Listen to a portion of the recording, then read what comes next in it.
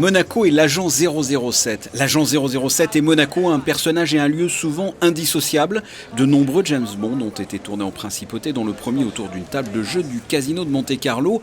La place du casino s'est donc tout naturellement transformée en décor de cinéma pour cette avant-première.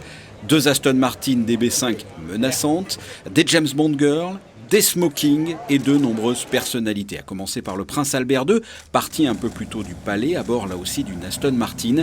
À ses côtés, le réalisateur du film, Cary Fukunaga.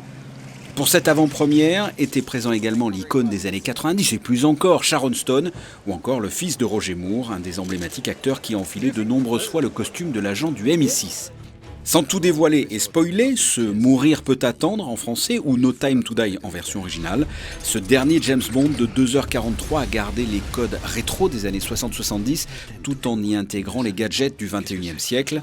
Le réalisateur y a chiadé l'esthétisme sans oublier les scènes d'action et les cascades à couper les souffles.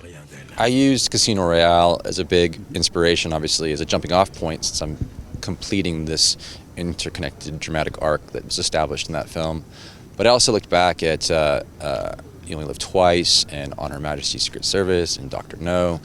And I think there are nods to those classic Bond films in there, but there's also, I think, a sentimental, emotional layer that's exposed in the character that we hadn't seen before, which I think creates a whole new feeling when you're watching it. I mean, you get all the action, you get all the thrills, but you also get some emotion that's I think might be unexpected to some viewers.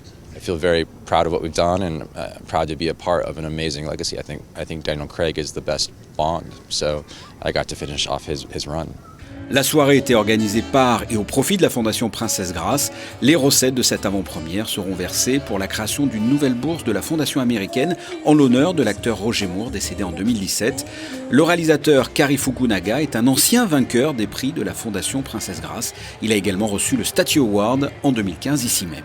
A Princess Grace Award winner who was supported early in his career by Princess Grace is now the director of the new James Bond movie.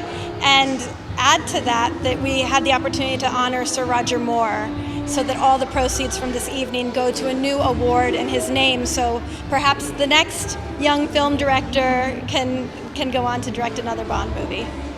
Pour découvrir à votre tour ce 25e James Bond, mais le dernier interprété par Daniel Craig, il faudra encore patienter quelques jours. La sortie est prévue ce mercredi 6 octobre.